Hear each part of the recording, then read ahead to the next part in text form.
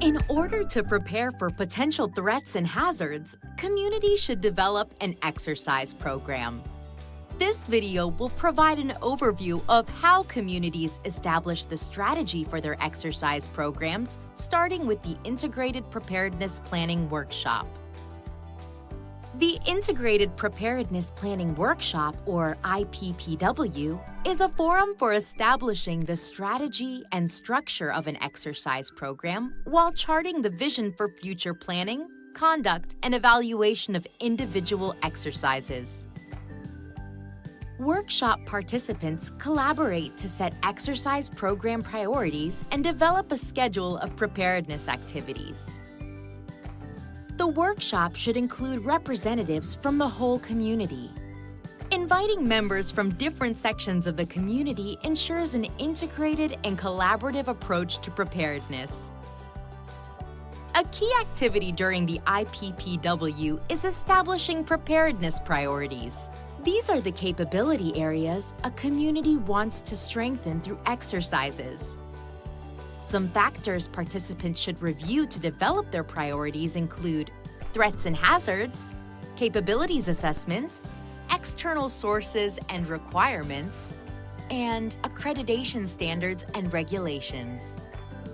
Once preparedness priorities have been decided, the group will create a plan to address or improve them. This results in a multi-year schedule of all preparedness activities, such as trainings and exercises. As the participants build out their community's exercise program, they will need to review each component of the integrated preparedness cycle. Let's break these elements down. Participants should discuss what plans, policies, procedures, or other planning factors are scheduled to be reviewed, updated, or written during the time period being discussed. They should ask themselves, what plans, policies, procedures, and checklists need validating or need to be developed? Participants should review organization and equipment factors, such as anticipated changes to the organizational structure or available equipment. They should ask themselves, what organizations, departments, and teams need exercising? Does equipment usage need validation? And are there any shortages of equipment or personnel? Next, participants should identify training priorities and opportunities. They should ask themselves, what training is needed prior to exercising? Subsequently, participants should identify potential exercises. In doing so, they should think through how exercises can meet their community's specific needs and capabilities. They should ask themselves, what previous corrective actions need to be validated?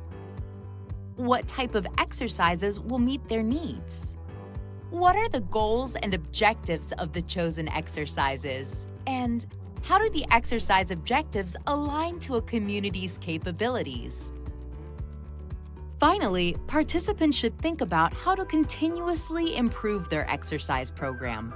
They should use the outcomes of an exercise to identify any gaps in their capabilities. Doing so allows communities to examine the effects of preparedness activities on capabilities and better plan future exercise program efforts. At the end of the IPPW, program managers will have a clear understanding of specific multi-year preparedness priorities and related activities that address those priorities. These inputs are used to develop the Integrated Preparedness Plan, or IPP, a key outcome of the workshop.